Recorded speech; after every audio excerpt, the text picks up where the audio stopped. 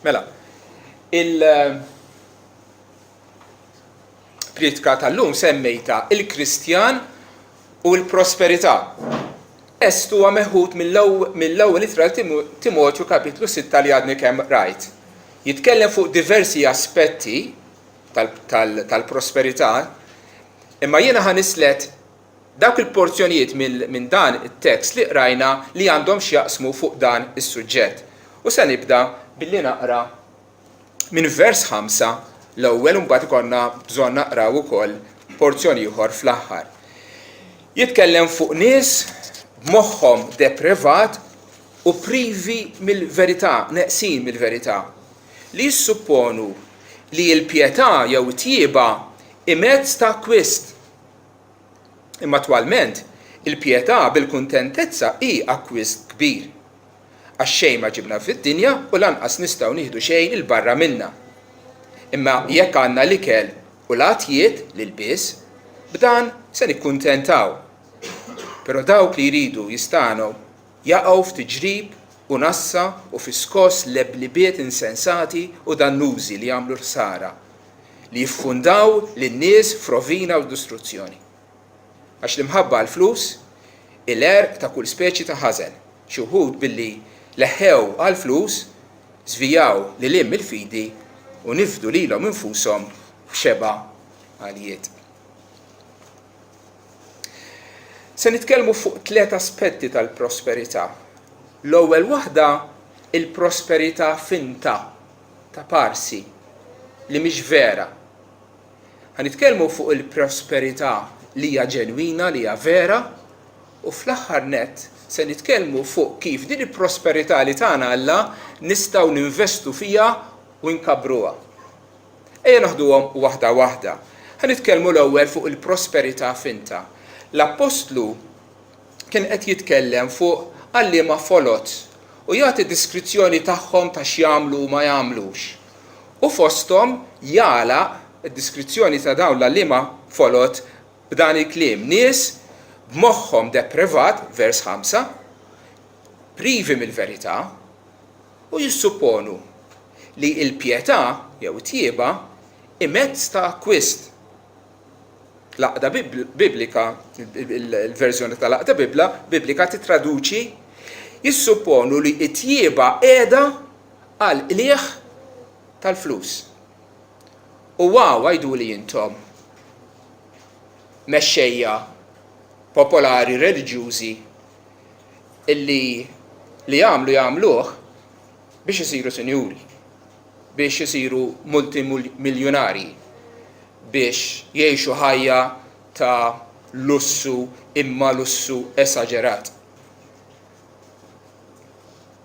Tipo li ma tħossokx komdu li tmur minn posta li ieħor f'ajruplan normali, naturalment bħala bniedem ta' Alla għandek bżonn il-ġett privat tiegħek.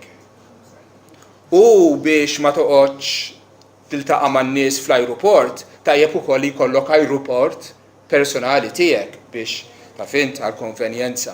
Għax dak jixraqlu bniedem ta' Alla. Dawn huma nies bħal Kenneth Copeland, bħal Joyce Meyer, għajdu li intom Joel Osteen, min Benny Hinn u ħafna oħrajn. Kemm semmewh tajjeb hu $. Tidher xem f'moħħu f'qalbu. L-Apostlu Pietru jgħid l-għalliema għarreba biex jakkwistaw jinnegozjawkom lilkom l-insara jew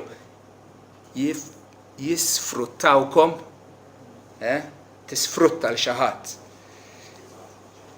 Terdaw, tieħu minnu li tista' bi kliem għarrieq.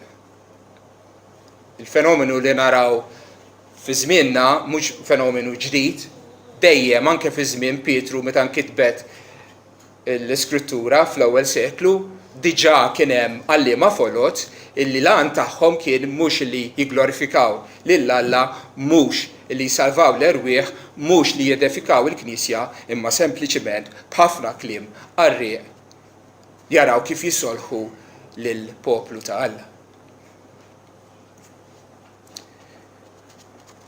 Nafu aħna li ġejjin minn background Kattoliku kif il-Knisja Kattolika il-kleru ħalli ma waħħalx fil-Knisja fin-nies imma l-kleru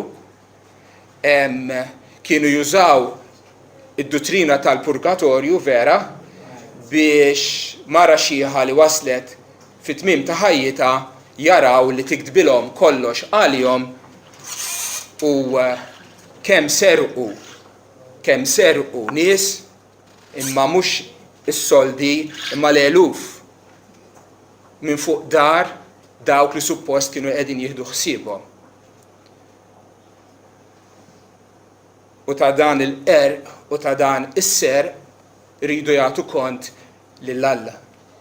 Mhux għaġeb illi f'Malta sa ftit ta' żmien ilu il-Knisja Kattolika kienet tippossedi kwart tal-art kollha ta' dan il-pajjiż. Grazzi għal qerq tagħhom u d-dottrina falsa tal-purgatorju u l-abbuż tal-poter tagħhom. Tal-evangelist li semmejna u dawn in-nies il-prosperity preachers għandhom il-mezzi tagħhom kif jakkwistaw il-flus. Waħda minnhom hi billi jgħidu lin-nies isma' iżra żerrija għax il-prinċipju bibliku li dak li tiżra taħsad u jekk inti trid taħsad ħafna, iżra ħafna. Tgħidli ż-żerrija hija l-kelma u x'hekk. Hekk hi fil-Bibja ma lihom iż-żerrija tfisser il-flus, ġifieri jaqbad iċ-checkbook, uża l-Visa card tiegħek u ibatilna somma flus bil-weda illi imbagħad il-mulej ħajbirkek għal 100 darba iktar. Ġifieri jekk inti tagħtihom 100 euro, inti ħad tirċievi 10,000 jew ma nafx kemm tiġi. Anke affarijiet bħal biċċiet ta' drab u żejt ikkonsagrat jibgħatuhomlok jew jagħtuhomlok u mbagħad inti tagħti donazzjoni u xekk u b'dik dak iż-żejt inti tista' tapplikah biex tfejja il-mard biex issir sinjur biex it-tfal tiegħek jibdew iġibu ruhom tajjeb. Tkom dejjem minn fejn nixtara dan iż-żejt. Anke Malta anke Malta. Il-kelma bil-Malti kera. Jidħu bin-nies f'wiċċhom. Tgħidli ma fejn jaqgħu għalihom. Anke tara nies sekolari tarhom dan fuq YouTube, fuq CNN, fuq illi jgħidu imma kif dawn għaw tant eluf ta' nies illi jaqgħu għalihom u jibgħatulhom il-flus. Number 1 għaliex huma atturi showmen tajbin u kapaċi jagħmlu lek show emozjonali u bluzu tal-mużika u repetizzjoni u tqanqir u ħafna kliem u kapaċi huma għandhom karizma, għandhom din il-sens ta' li kapaċi jiddominaw fuq l-udjenza tagħhom, għandhom din is-seta. Imma primarjament ħafna nies imorru warajhom għax dawn qegħdin jappellaw għar-reba tan-nies. Huma nies reba li jridu l-flus, li jridu jistanew, li jridu aktar ġid. U lilek jgħidlek isma' jekk tibatli dik iż-żerrija tibatli l-flus, il-mulej serbirkek u ħajtik ħafna iktar. U int għax inti rejb, għax inti tixtieq il-flus, għax inti bħalu trid li tistana, tagħmel dak li jgħidlek bit-tama illi intu wkoll tistana. Naturalment, din l-iskema taħdem għalihom għal prosperity preachers u saru sinjuri u multimiljonarji. Il-televangelisti Amerikani kull sena jiġġeneraw $3 biljun, numru li tant kbir li laqas tipprova tifhmu. 3 biljuni, 3,000 miljuni ġifieri. Taħdem għalihom, imma le ma taħdimx għal dawk il-boloħ illi jaqgħu għal dan it-tagħlim fals.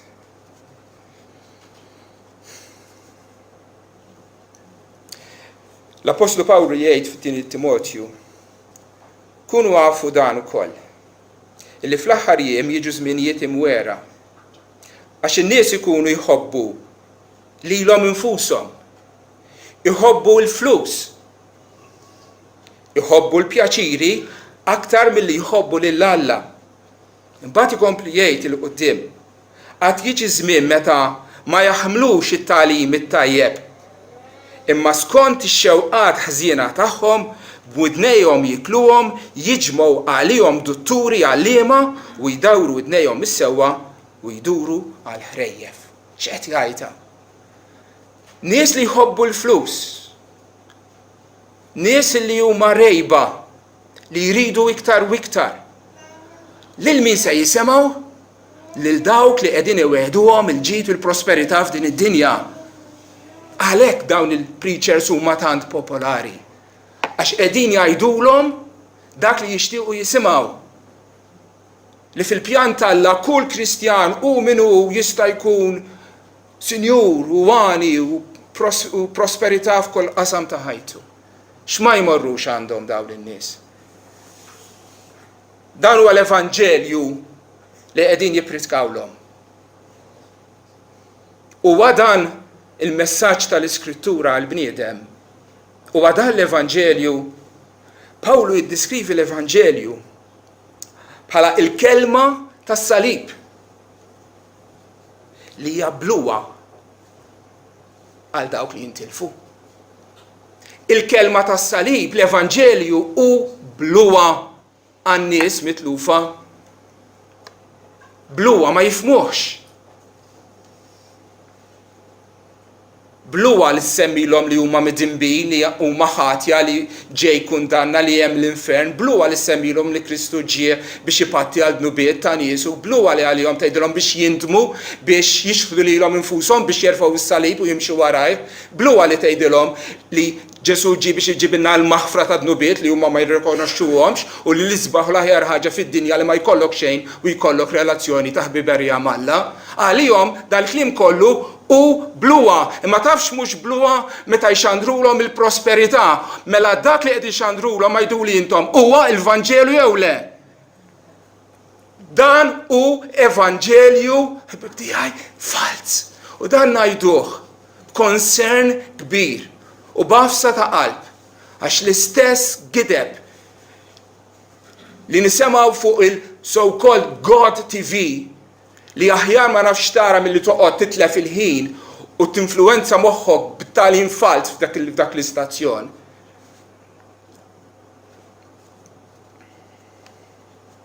Iva, ninkwetaw li naraw l-istess dottrina falsa u prattika falsa f'pajjiżna anke fost knejjes evanġeliċi. Il-kelma tas-salib hija bluwa għal dawk li jintilfu. Tiftakru meta Ġesu tema 5,000 raġel, 5 ħobżiet u ftit ħut, għax kienu bil-ġuħ u l-apostli għalulu sa ibatom u Ġesu għallhom tuhom untom xieklu, kien hemm dan it-tifel tafu għal-istorja. U batom imbagħad marru kollha lejn id-dar. L-għada fil-għodu. Kulħadd ġej jfittxu. Kulħadd ġie. U Ġesu x'qalilhom? Għalhom intom qegħdin tfittxuni mhux għax rajtu l-sinjali, l-mirakli, u allura fimtu li jiena li bent Alla mibgħut bis-sema biex nagħtikom il-ħajja ta' dejjem, imma xkiltum lejn żaqkom. U Ġesu kellemhom b'mod u manjera li ftit minuti wara dik il-folla sħiħa ta' nies kienu telqu. U baqgħu biss l-apostli miegħu minn dak l-eluf tan-nies kollha. Min ixandar l-Evanġelju ta' veru mhux se jkollu folol kbar ta' nies. Huwa min ixandar l-Evanġelju falt li ħajkollu ċorma nies jiġru warajh.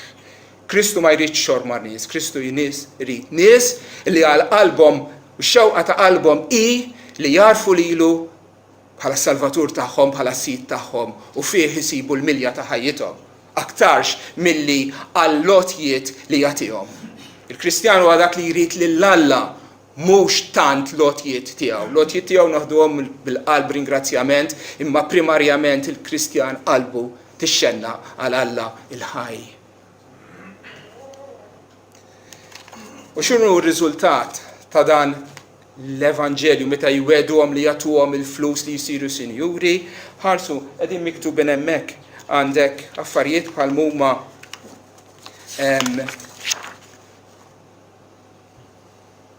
tiġrib qed vers 9 nassa skoss leblibiet insensati bla sens dannużi li jagħmlu l-ħsara jiffundaw in-nies f'rovina u distruzzjoni. Mbagħad vers 10 u għaler ta' kull ħażen xuħud leħħew għalihom żvijaw anke mill-fidi u nifdu lilhom infushom b'xeba għaljiet. Dan hu ir-riżultat tal-prosperity gospel. Dan hu illi jeqret il-ħajja ta' dawn in-nies f'din id-dinja u jibgħathom fl-infern fid-dinja li ġejja. Prosperity gospel ħuti mhux l-Evanġelju tal-Iskrittura u min qiegħed jippridkah mhux vera għaddej tal-Alla, mhux għalliem tal-verità, imma għalliem fals u d-dannazzjoni tiġi fuqu u fuq dawk kollha illi isegwuh. Naf li dan huwa kliem jiebes, imma huwa kliem veru għax jaqbel mal-kelma tal-Alla fl-Iskrittura. Ejja niftħu għajnejna u kikollna l-opportunità inwissu wkoll lill-oħrajn. Dik hija fuq il-prosperità finta. Issa nitkellmu fuq il-prosperità vera. Għax dawn in-nies li jaħsbu li l-pjetà jew ir-reliġjon hija mezz ta' akkwist ta' flus, Pawlu jdawwara vers 6 u jgħid imma attwalment il-pjetà bil-kuntentezza hija akkwist kbir. Iva, trid tagħmel akkwist kbir li jkollok dik il-devozzjoni, għax dik li tfisser il-kelma pjetà jew tieba, devozzjoni lejn Alla li qalbek u ħajtek għandhom dik ix-xewqa lill-imħabba tiegħu, għandek il-biża' tiegħu tixtiequ iktar minn kollox, din hija l-ħajja Kristjana li twassal għal kuntentizza. Li tkun kuntent b'dak li l-mulej jagħtik. Jiena tallimt jgħid l-Apostlu Pawlu. Inkun kuntent b'dak kollu li nkun fih. Naf ngħix fil-aks u naf ngħix ukoll fil-ġid. Innotaw li l-kuntentezza tiegħu ma sabiex fil-ġid jew f'aktar ġid jew fin-noqqas tiegħu. Il-kuntentezza tiegħu saba b'xi mod jew ieħor kemm meta kien kellu f'ideh kellu ħafna u kemm meta ma kellu xejn. Għaliex? Fejn il-kuntentezza tagħna jgħiduli intom?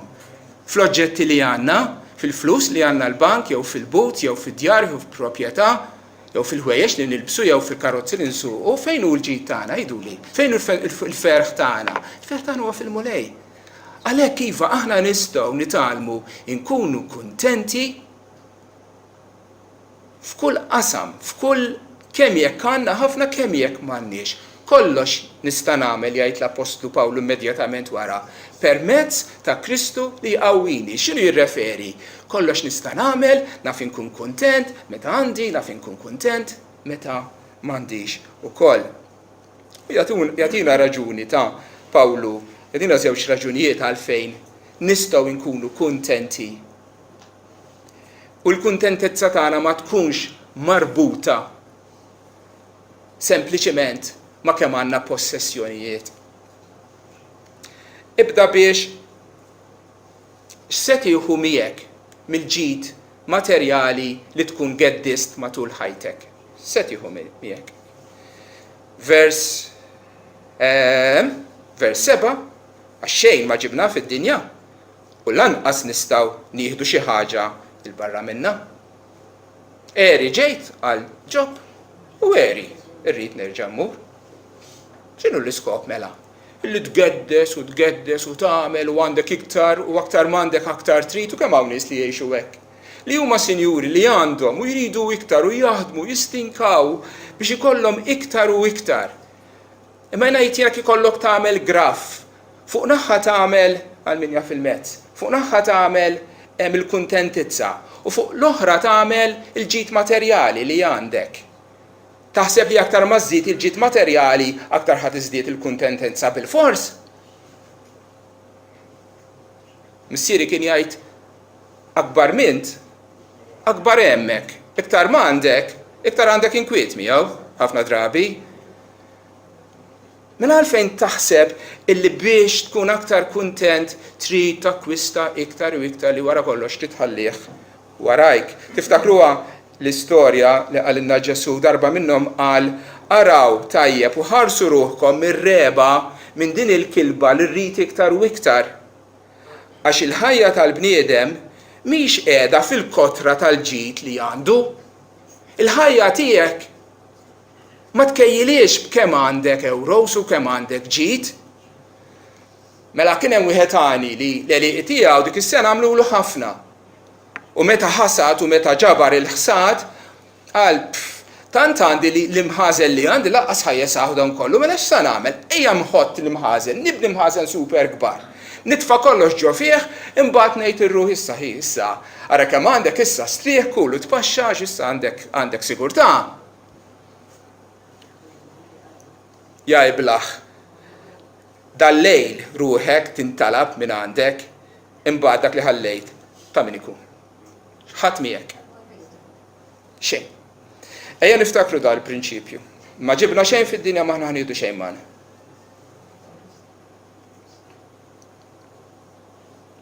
Imma vers 8 jekk għandna l-ikel u l-għatijiet jew l-ilbies b'dawn se nikkuntentaw.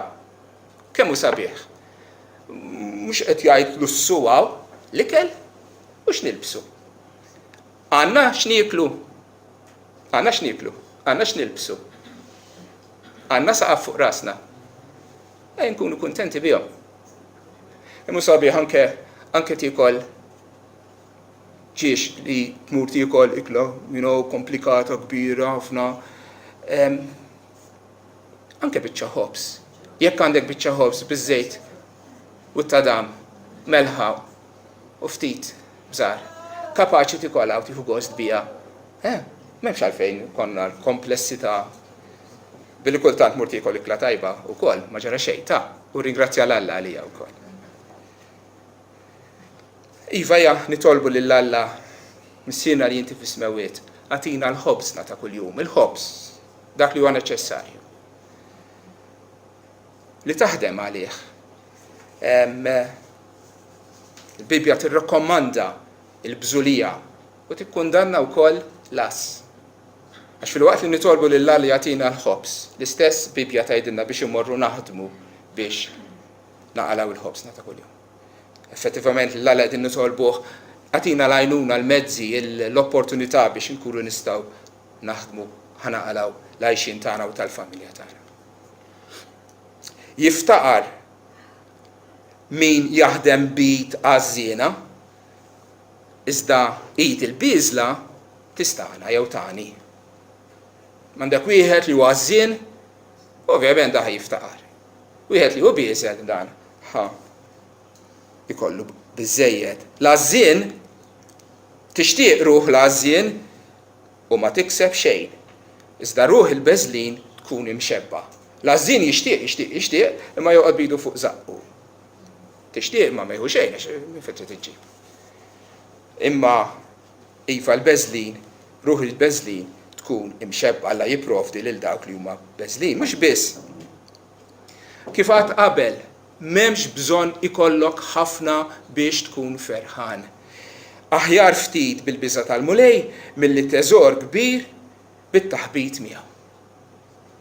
U għal darba oħra, aħjar ftit bis-sewwa milli kotra ta' dħul bla ħaq. Ejja nkunu kuntenti b'dak li provdilna Alla. Ejja nieħdu gost. Ejja nirringrazzjaw għalih għall-ikel, l-bies, għal-ħwejjeġ, għal-affarijiet materjali li għandna, dak kollha tagħhomna Alla biex ingawduhom.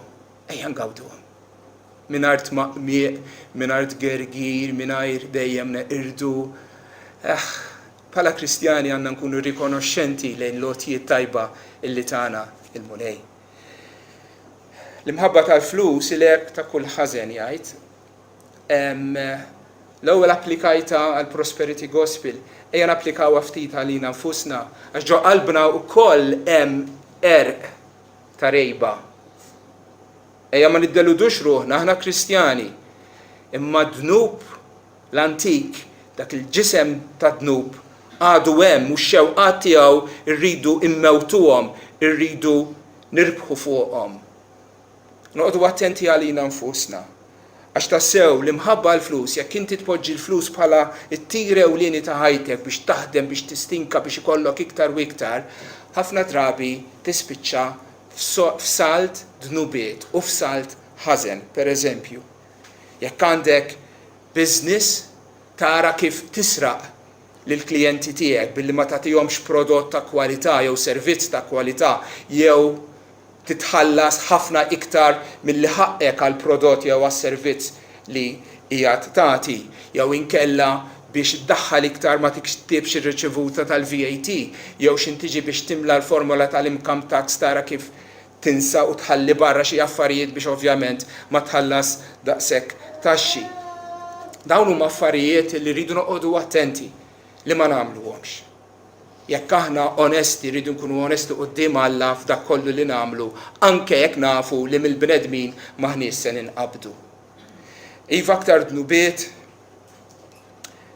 min ħobb il-flus ħafna drabi ssibu xħieħ li jara nies li huma fil-bżonn u ma jagħtix għaliex flusu ridhom ħdimt għalihom jien, ngawdihom jien, ħajaħdemuk irid. U xħaħ, dak hija wkoll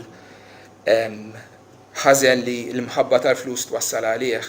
Ejra, mela jekk jien għandi xogħol u qlajt 100 euro llum u naf illi kollega tiegħi għala 110 euro, imur dak għal aktar minni, dik lejra li minflok nirringrazzja l-Alla għal dak li qlajt, inħossni ħażin għaliex li qed jagħmel flus aktar minni. God bless him, ħajamel aktar flus kif irid jalla jgawdihom jużhom tajjeb. L-imħabba tal-flus tispiċċa tiddominak. Kemm hawn nies illi tant ħadmu, jiena kollegi tiegħi, wieħed minnhom niftakar kien qal li jiena tant ħdimt u kont nitlaq kmieni filgħodu nasal lura it-tard fid-dar wara x-xogħol illi l-tfal tiegħi ma niftakarhomx żgħar. Iwa x'akkwista dan? Billi għandu tant flus u laqqas kien kapaċi jagħti bodil lit-tfal tiegħu, jarhom jikbru, jarhom jagħmlu l-homework, jisimagħhom jikelmuh bil-bżonnijiet tagħhom, jilab magħhom, igawdihom. X'qala dan ir-raġel? Sinjur, imma kuntent ma naħsibx. Toftmok mill-familja tiegħek, toftmok minn Kristu, toftmok mill-Knisja, mill-qari tal-Iskrittura, mit-talb, iva mhux tab xejn jgħid li xi wħud li taw għalija ġew miftuma anke mill-istess fidi, iva jitilfu l-fidi fi Kristu. Żvijaw li lem il-fidi u nifdu lilhom infushom b'xeba għaljiet. Ejja ma nkunux bħalhom. Ejja mela, nkunu kuntenti b'dak li Alla tagħna, niftakru illi ma ġibna xejn fid-dinja u maħna nieħdu xejn magħna f'ġid materjali, nkunu kuntenti b'dak li għandna u noqogħdu attenti li ma nħallux l-imħabba tal-flus tiddominana. Skrittura wkoll tittini jekk jogħġbok il-paġna li jmiss, tgħidilna wkoll kif il-prosperità li għandna, dan il-kuntentezza li għandna, nistgħu inkabruh. Vers 17, ordna lill-onja fid-dinja preżenti biex ma jitkabrux u lanqas jiffissaw tagħmithom fl-inċertezza tal-għana. Iżda falla li jipprovdilna l-ħwejjeġ kollha bl-irfus għad gawdija tagħna. Kmandhom jagħmlu tajjeb, ikunu onja, popli tajba, ikunu ġenerużi u lesti li jixxerjaw. Biex hekk jaħżnu teżor għalihom infushom bħala sies jew pedament sod għal ġejjieni sabiex jaqbdu il-ħajja li hi verament ħajja. L-Apostlu Pawli jgħid nisma' ejja nagħmlu investiment bil-ġid li tagħna Alla. Ejja ninvestu għalissa u għall-futur biex ikollna pedament sod għall-futur. Kif? 3 affarijiet jgħidilna. L-ewwel nett jgħidilna titkabbarx. Għax għandek Għax għandek il-flus, titkabbarx. Għax int sinjur, tintefaħx, tkunx arroganti, tħares lejn dawk li huma inqas minnek li m'għandhomx daqshekk b'ċerta sens ta' jien aħjar minnkom. Il-gburija fil-qalb, kemm hija kera, l-bniedem jitkabbar jew għax huwa sabiħ fil-bixra tiegħu jew tagħha, jew għax għandu xi pożizzjoni ta' awtorità, jew għax għandu ħafna ġid, jew għax għandu xi talenti partikolari, bniedem għandu tendenza li jiftaħar. Jekk il-mulejtak u inti well off, titkabbarx. Ftakar li dak li jippossedi l-univers kollu, Ġesu Kristu, ġie fid-dinja, fl-umiltà, fil-faqar, u ġie biex jagħti kull ma kellu lil ħaddieħor saħansitra ħajtu stess. Tieni waħda jgħidilna titkabbarx, it-tieni it-tama falla mhux flana. It-tama tiegħek għal-futur fuq xi se nserraħ moħħi li se jkolli l-bżonnijiet tiegħi fis-se mpoġġija. Għandek żewġ choices. Jew tafda falla, jew tafda flana li għandek. U li jiena moħħi mistrieħ għandi kont tajjeb il-bank, għandi dar żejda, għandi biżejjed, għandi flus, jiġifieri moħħi mistrieħ li jista' jinqala. Tajjeb illi taraw illi Pawlu jgħid jiffissaw tagħmithom fl-inċertezzi tal-għana, jekk għandek il-flus kollha, jekk inti vera sinjur, tista' sserraħ ruħek għall-futur għajdli. Tista' serraħ ruħek għall-futur. Murejt il-dawk is-Sirjani li ġew Malta li kienu sinjuri f'pajjiżhom u llum laqqas għandhom fejn imiddu rashom kemm jistgħu jserħu fil-flus. U f'din il-bużżieqa ekonomika kbira li qegħdin ngħixu fiha f'pajjiżna, taf xi trid biex tinfaqa labra. U l-flus kollha li għandek il-valur tagħhom jispiċċaw fix-xejn. U jekk għandek il-flus kollha u tiġik marda, taħseb illi inti għax għandek il-flus tista' teħles minn dik il-marda bil-fors? Hija li għajdli inti illi tafda fil-lana tiegħek għall-futur, hija għaqli, hija bluwa. Ejja nafdaw falla li jagħtina dak kollu li għandna bżonn għal din il-ħajja, inkluż affarijiet materjali, il-ħwejjeġ, il-likel u l-affarijiet kollha, huwa hu li qed jipprovdihulna. Aħna qegħdin naqblu meta tlabni missierna li inti f'smawiet għatina l-ħobżna ta' kuljum, nafu illi meta ġejna biex nieklu, naf li mort għax-xogħol, naf li ħdimt, imma dak kollu l-abilità li naħdem li nipprepara l-ikel u jippreparaw li l-ikel, hija kollha don mingħand Alla u lilu nirringrazzjah bħala familja Mulej Berek dan l-ikel li oġbok tipprovdilna int għal-merti ta' Kristu Sidna. Ejja nafdaw mela falla mhux fil-lana u l-inċertezzi tagħhom. Huwa Alla li jipprovdilna il-ħwejjeġ kollha bl-irfus għad gawdija tagħna. Gawdieħ il-ġid li għandek iva, gawdieħ. Min għandu ftit, min għandu iktar, min għandu ħafna. Li għandek gawdieħ. Dak ta' umlok il-mulej, gawdieħ. Gawdieħ. Gawdieħ int u tgawdieħ iktar meta dak li għandek taqsmu ma' ħadd ieħor. U hawn hu iż-żbuħija tal-fidi Kristjana. Għax aħna uliet il-missier illi għandu kollox u tagħna bl-irfus, barkiet materjali, barkiet spiritwali, jibqa' jagħtina ta' kuljum. Ejja nkunu bħalu, jekk hu ġenerusu, ejja nkunu ġenerużi aħna wkoll. Għalhekk jgħidilhom, kmandahom vers 18, jagħmlu tajjeb biex ikunu għonja fl-opri tajba. Tkun għani, għamel ħafna opri tajba. Ikunu ġenerużi u lesti li jixxerjaw. U għajdu li intom, meta tiġik tajba tikol biċċa ħobs jew ikla waħdek? Jew meta taqsama ma' xi ħadd ieħor? Għajt il-verità. Tajjeb jiġi jitjieb meta inti qed taqsmu ma' ħadd ieħor. U jiena nirringrazzja Alla għalikom narakom qudiemi għax naf kemm intom nies ġenerużi. Naf kemm. Fil-passat tajna għal missjonijiet, għal minu fil-bżonn, U l-mulej jaf aktar minna l-kol, jaf il-qalb ġeneruża tagħkom. U jalla jagħmilna iktar ġenerużi milli diġà aħna. Ġesu darba minnhom qal min jagħti u aktar ħieni minn min jirċievi, minn min jieħu. Trid tkun ferħan għati dak li għandek aqsmu ma' ħadd ieħor. Jekk għandek ħafna aqsam ħafna, jekk għandek ftit aqsam il-ftit li għandek u l-mulej jagħtik qalb ħinja. Però ħan nsemmi versi ieħor tal-aħħar fuq dan il-punt tal-ġenerożità li tagħti.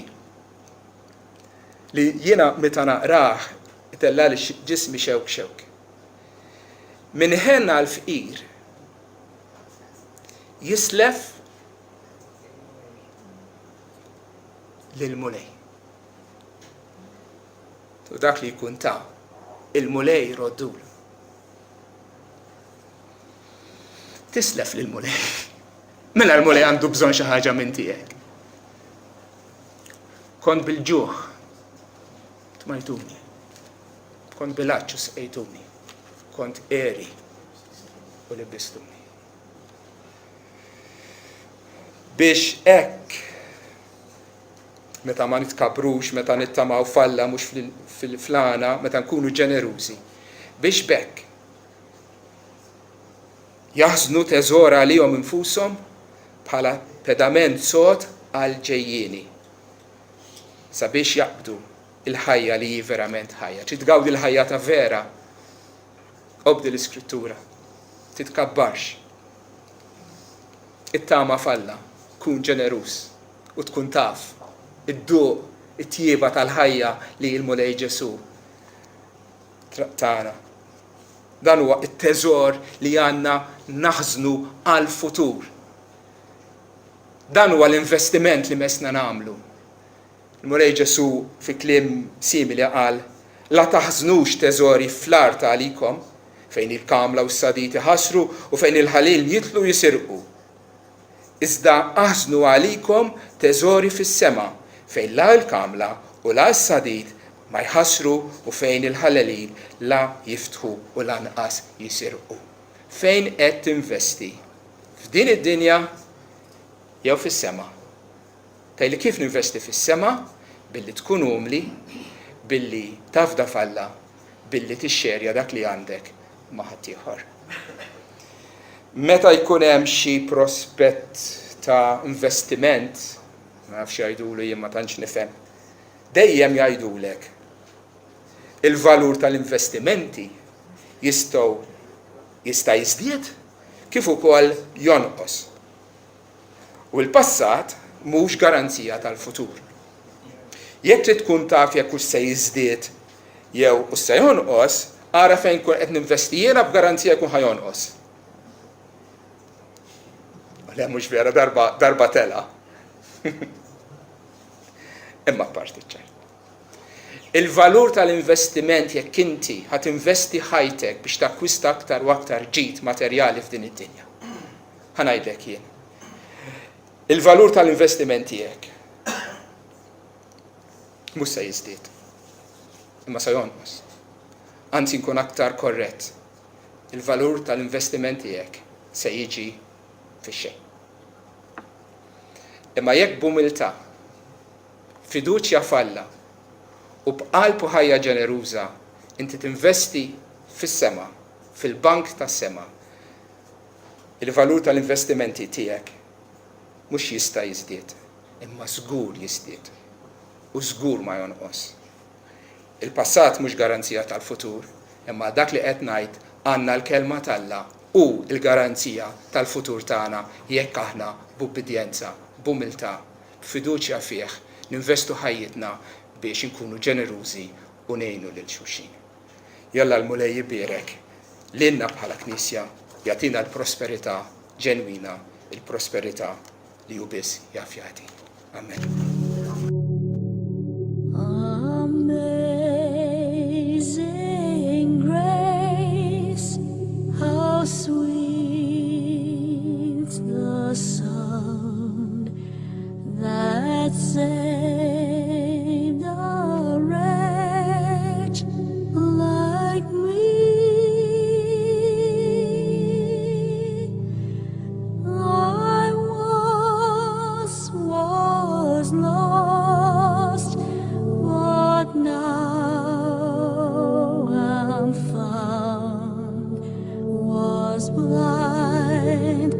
but not